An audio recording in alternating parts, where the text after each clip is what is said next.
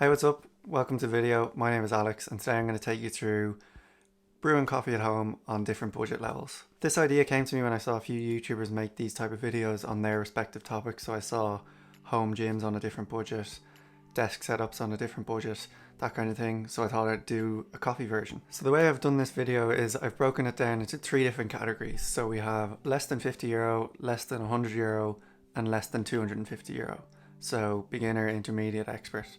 Now, when I say expert, I don't mean I'm an expert at making coffee. I just mean that I've been doing it for a year so I can justify spending this money. Whereas if you're kind of new to brewing at home, you can go for the less expensive budget categories. This is just a guide. You don't have to buy everything. This is just what I recommend.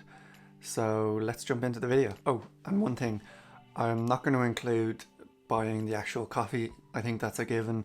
And bags of coffee can range anywhere from €10 to €20. So take those into account each time, and you have to buy that kind of pretty often if you're drinking every day. So yeah, just take that into account when I do these budgets. Okay, so the first budget is less than €50, and this is for someone who's not sure where to go with brewing coffee at home, and they kind of want to get involved. They don't want to put too much money down to make sure that they actually like it. So I'd recommend just getting the AeroPress or the AeroPress Go. These come in around €30, less than €30. And it's a really great brewer, very versatile, very forgiving for someone starting out new. I wouldn't even suggest buying a grinder yet because you don't know if you'll stick to it or you'll need it. So you can just, when you're buying your coffee, get it ground to an AeroPress standard, and yeah, you should be good to go. Also, I wouldn't recommend getting the scales just yet. If you have one, great, but you can actually use the guides on the AeroPress. They have numbers where you can use a guide and it gives you a rough idea.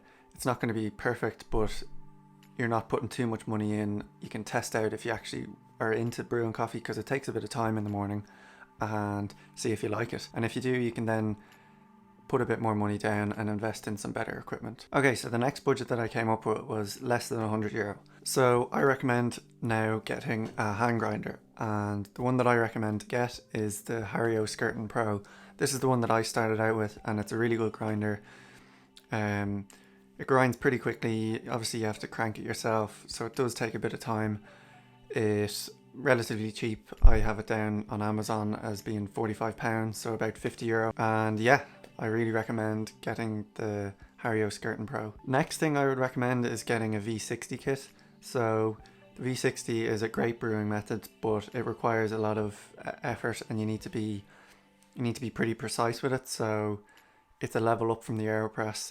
It's not as forgiving. You need to be more exact, but if you get it right, you can make a really delicious cup of coffee. So yeah, I recommend getting a V60 kit. So with this, you get a V60, a kind of jug that you can brew into, and a set of filters, and that sets you off really well to start brewing coffee at home. Also, it's very important to weigh everything out when you're doing a V60, because you can't guess like you can with the AeroPress. So I would suggest getting a scale from Amazon. You can get these for like less than £10, €10. The only thing you need to watch out for is make sure it can weigh coffee out to 0.1 of a gram, just because you need to be that precise when you're putting in coffee and water. And then lastly on this budget, I would suggest now investing into a gooseneck kettle. When you're brewing the V60, you have to be really careful not pouring too fast and being precise with how you pour. And you can only do this with a gooseneck kettle. And yeah, you can get one for like £20 on Amazon.